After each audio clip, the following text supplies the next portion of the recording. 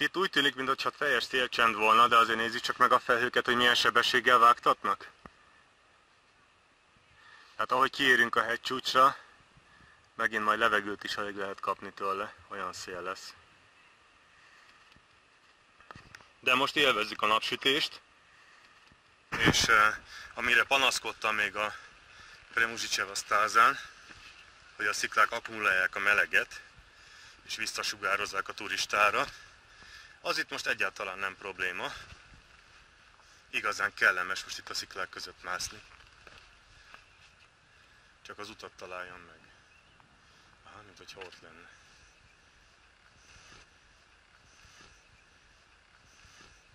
Újra császárszalonna van festve a kör helyett. Hát, hogyha jól emlékszem, tavaly ez a pózna, ez még tartalmazott nyilakat is, ami útmutatóként szolgált. Most hát szerencsére, mivel már az utat ismerjük, ezért de nem ártana pótolni az ilyesmit. Illetve itt most van egy kis pihenő, itt is van egy tanúsványtábla a növényekről.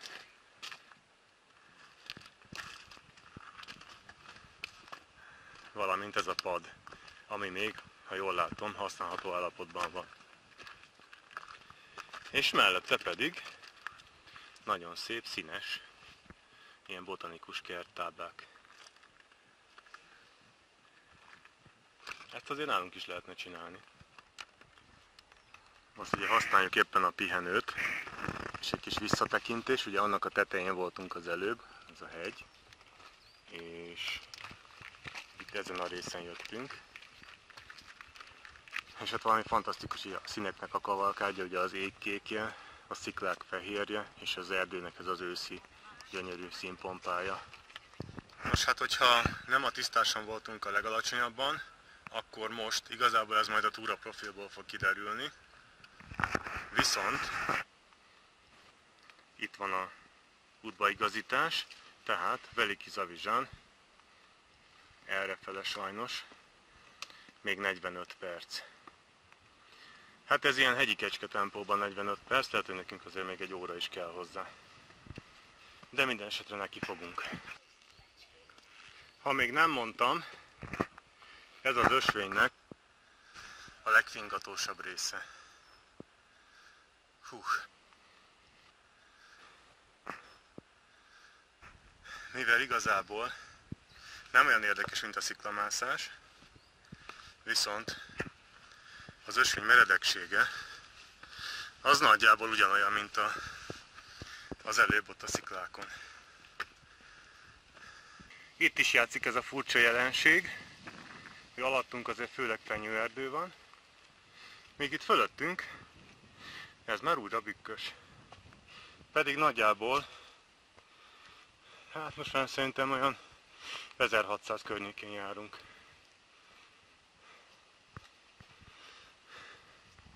Nem nagyon látszik, talán feljebbről.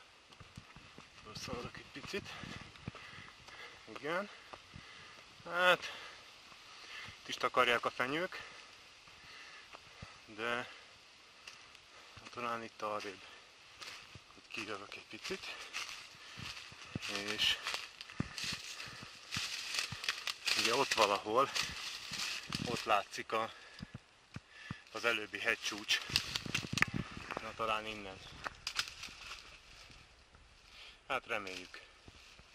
Szóval az volt 1601 méter, akkor még nem vagyunk 1600-on. Egy gyönyörű napos tisztásra értünk ki. Itt az egyik hegy, az a Veliki Zavizsán.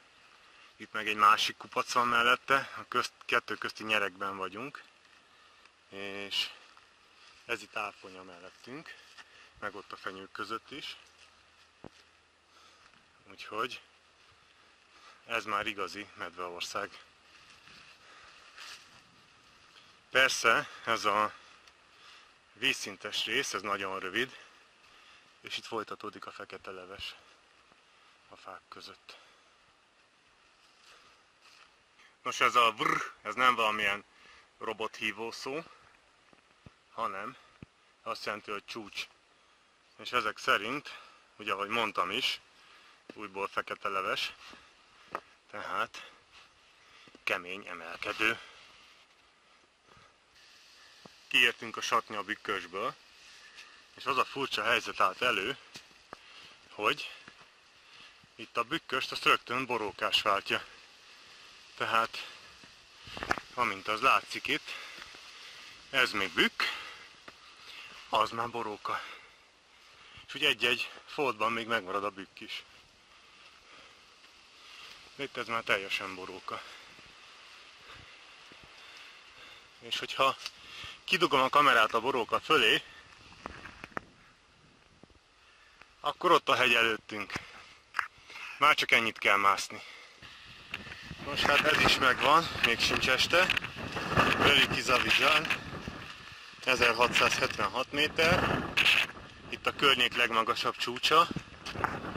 És hát innen végül is nagyon jól belátható. Először is az eddigi utunk, ugyebár kicsit elbújok itt a szélárnyékba valahol, mert hihetetlen szél van itt a tetőn.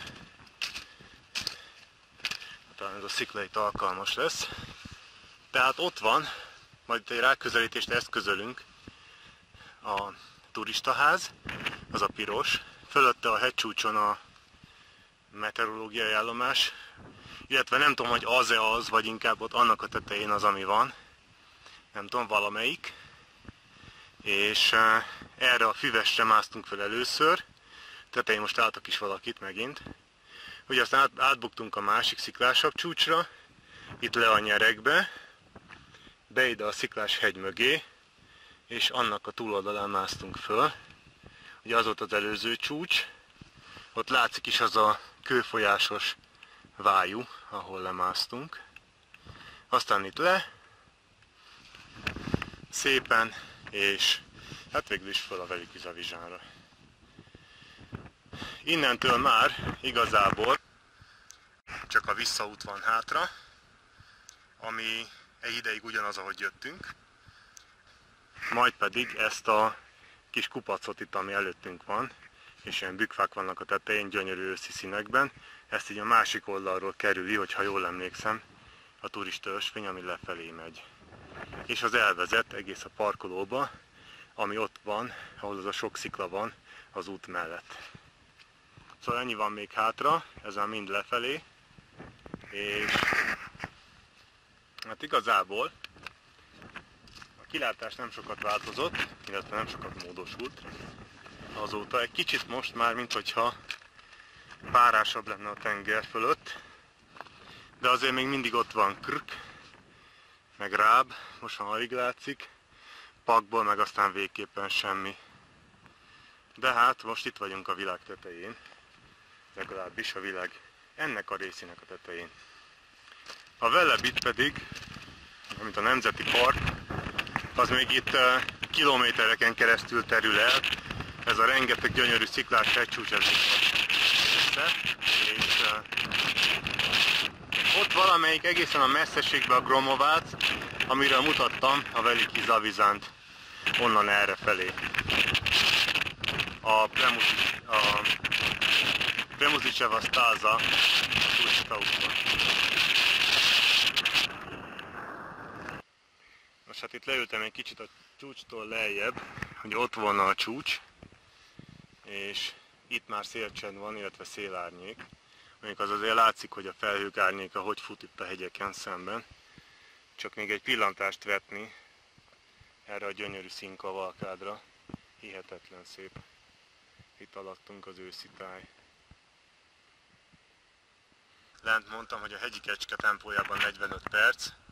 Hát mi szerintem egy olyan 35 alatt csináltuk meg. Most nem azért, hogy itt fényezzem magamat, illetve magunkat, de ezek szerint akkor az is lehet, hogy ilyen nyugdíjas tempóra vették a dolgot. Tehát 45 perc alatt tényleg teljesíthető. Rengeteg pihenővel is. Most hát újra itt vagyunk, ahol a robotduma van felírva a fára. Ugye onnan jöttünk, tisztáson keresztül, itt mentünk fel a csúcsra. Viszont most, hogy leértünk, erre fogjuk folytatni, és így azért akkor nagyjából egy körutat fogunk csinálni.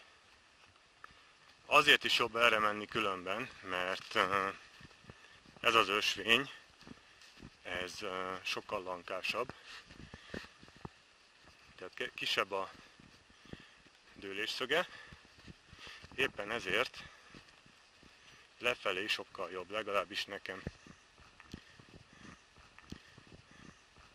Ugyanis a múltkori baleset utóhatásai még mindig érződnek, tehát kicsit érzékenyebb a bokám, és ez főként a ereszkedésnél tesz különbséget. Tehát sokkal jobb nekem ilyen lankás ösvényen ereszkedni. Fölfelé viszont mászhatok olyanon, amilyenen csak akarok.